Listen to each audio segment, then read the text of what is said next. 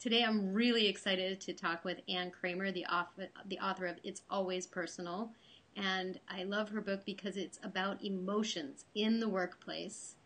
And for me personally, emotions were so taboo at work, and particularly in consulting, where I felt, it was never spoken to me, but I felt as though my clients were allowed to have emotions at and towards me, including I'm angry that you're here.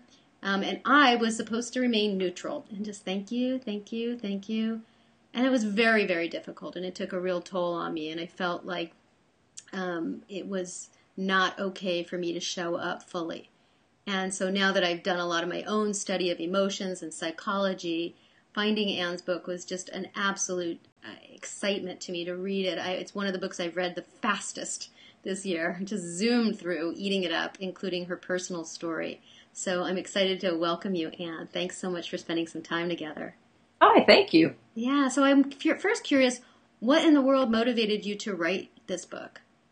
Well, there were a couple of different strands that motivated me. I mean, the first one was running into an old colleague from MTV Networks who asked me why, every woman she knew had cried at work and wished she hadn't. And I had this kind of immediate epiphany thinking, well, I'm one of those women, and why do we assume that it is a sign of weakness for us to cry, when in fact, to me, it's a sort of an example of empathy or compassion or a connectedness or something being disconnected from ourselves. And I set out with that question on a kind of 2-year journey where I drove from New York to LA. I interviewed every person I could along the way to get a sense of what emotion was like throughout the country. I did 2 giant national surveys with J. Walter Thompson to do a statistical overlay on that, because in fact, the study of emotion is done in isolation in laboratories that never mimic, never replicate what goes on in our everyday lives, which is you get stuck in the traffic jam, you couldn't get your kids in their clothes, your mother-in-law called right as you were going out the door. So you go into work every day, with this just full-on, emotional package. And as you said in your introduction, we're expected to walk through those doors and instantly present the hyper-rational, hyper-professional human being. And I wanted to explore why being professional had been sort of inextricably linked with this sense of being, I would almost call android-like. And that's what the book is really about. Fascinating, fascinating. And you brought in, I love that part of you brought in not only your own stories, and I'd love you to tell the story a little bit, give a teaser about what's in that first chapter about your own story, but that you also built up the facts, and you did 2 national surveys, right. And to be able to weave in there and have statistics that talk about the real life experience in the workplace and emotions and what people actually go through is incredibly rich. I'd love you to say a bit about both pieces. One, a little teaser about your story so you don't give it away. I love people to get your book. And then 2, about doing the studies.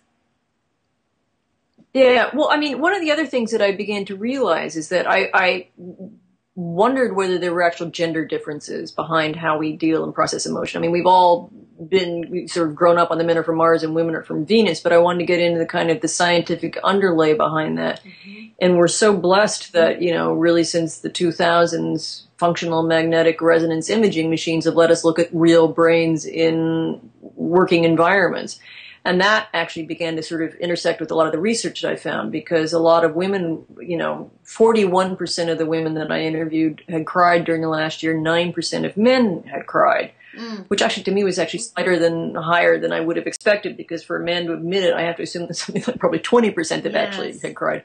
But so those were the sort of the pieces that I was looking at. And crying was my entry point, as you say, because of my own experience, where I had been at the time, I was the senior vice president of consumer products for Nickelodeon, and I had done the largest home video deal in history, and was celebrating the conclusion of that deal in my office with my colleagues who had participated in the kind of 18-month lead up to actually finalizing and closing the deal. And the telephone rang, and my assistant said, "Oh, it's Sumner," which is Sumner Redstone, the chairman of Viacom, who owned my company. on the line, and I thought he was calling to say, great job. And in fact, he just started screaming at me that I hadn't made the Viacom stock price move. And it's like, I was working within a division, within a division, within a division, within a division of the company. And yes, a $25 million deal was a big deal, but compared to $1 billion company, it was nothing. So it was obviously, he was angry about something, and I was the recipient of that. And I didn't feel I could, in fact, get angry back at him. I thought that would have been professional suicide. So he slams down the phone on me, and I started to cry. And that was a learning thing for me, because a lot of the research that I did revealed that most of the time, 60% of the women that I interviewed were reported being angry during the last year. And I think that they're angry because they feel overwhelmed. I think they feel angry because they feel, taken advantage of. I think they're angry because they feel like they can't express it without being labeled a bitch. And so we're in this kind of catch-22 situation where we want to express our anger and feel that we cannot do it. And what then ends up happening, because you have to dissipate the emotion somehow, is we cry. And we feel angry at ourselves that we cried when we didn't express what was really going on in our minds. We feel ashamed that we cried because we associate through kind of cultural conditioning, social conditioning, tears at work with weakness and failure.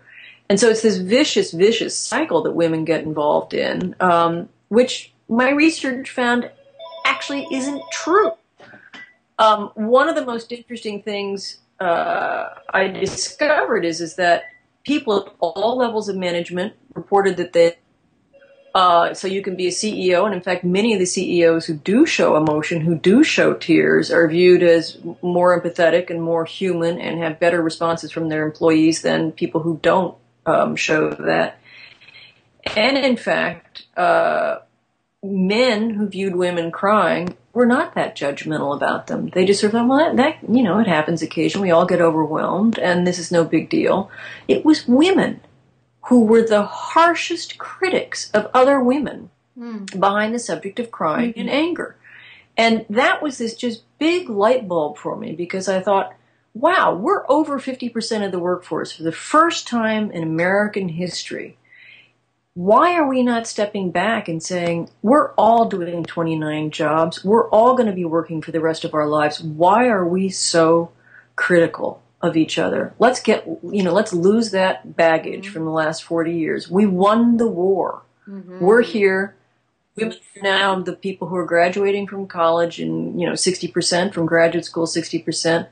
All the drivers of the new economy are going to be ones that have historically been the kind of women's ghettos, healthcare, elder care, green economy, education. These are the things that are going to drive us out of the, hole we've dug for ourselves as an American society. And women are going to be the sort of shapers of that. It's not a manufacturing industrial society that we live anymore. It's a service economy, and that's what we've always been really good at. Yeah. So I wonder, Anne, I mean, to me, your book has the power to be really transformative in the workplace. And I wonder what your fondest hope is for having the book out there in the world. Well, my biggest hope, in fact, is that, and it's sort of another piece of this. It used to be, in the 40s and 50s and 60s, when people went to work, they would put on a specific kind of an outfit, and they would go out the door, and they would go into a very different environment, and it would be discreet. No one would call you at the office. I mean, I can remember all the Leave It to Beavers and, Fathers Knows Best, and if the wife ever happened to call the husband at work, Bewitched. It was just a shocking kind of, display. It was a crisis. Somebody had died. Well, now you sit at your desk and, kids are texting you and girlfriends are texting you and your, partners are calling you and emailing you. And when you're at home, your colleagues are emailing you and calling you and texting you. There is no distinction between our home, which used to be viewed as our emotional lives, and our work, which used to be used as the kind of a solely rational part of our lives. They're completely intermingled. So I have two goals, I hope, coming out of the book. One is that people become aware of and sensitive to the fact that we cannot even decide what to have for lunch if we don't access our emotions in some level. And at the same time, that the more we can be consistently ourselves, but across the board, since we're all It's all bleeding together all over the place all the time anyway, work, home life. Then we can be more productive. We can be happy. I mean, at the beginning of the talk, you were describing what's known as emotion labor. The effort required to act a certain way that's different from who you believe your essential self is to be is. And I think the majority of us have put on, armor and put on costuming, whether it's our suits or our heels or our, whatever we've done, our makeup, when we go to the office to present a persona that we think is this professional persona that has nothing to do with how we view our essential self. And I think the integration of that eliminates the emotion labor and the distress and should be groovy. Well, that's so interesting. I just want to say that, from a somatic psychology point of view, the word armoring that you used is exactly how somatic psychology looks at it from a very classical standpoint, that when we have to block part of ourselves, it's like creating an armoring. And then we also get problems in our body. It's not a wonder that, some people get all choked up, or some people start having digestive disorders and can't digest their emotions at work. So, it occurs to me that part of what's exciting for me about your work is that I hope that people will take from this more permission to express the range of emotions in a good way. I don't mean for people to quote unquote go postal at work, but to feel their emotions, to regulate those emotions, and that also it seems to me that could contribute to wellness in the workplace. Absolutely. I think, and all the work that's being done in the positive psychology area, where there have been actual kind of, on-site studies of, let's say, hospitals where nurses are conditioned and coached far more in kind of empathy and compassion, meditation and work and things. Well, it's good for the bottom line, and it's good for the employee. I mean, there's less absenteeism. Patients in hospitals actually, leave, post-surgery, days, shorter time periods staying within the hospital. Manufacturing companies who've done the same thing have same results, less absenteeism, product is moved out more quickly. A lot of work around kind of creativity and innovation indicates that the less stress that people feel in their work environment, the more innovative, the more creative that they can become. And God knows we need some innovation going on in our business culture at this point. So, I mean, it is so clear to me that this is not an airy-fairy kind of, hippy-dippy subject, that in fact if business people embraced it in its totality, it would definitely improve the bottom line performance of everybody, which is the objective of anybody running a business. You want to make a good, profitable, great, well-run business. So yeah.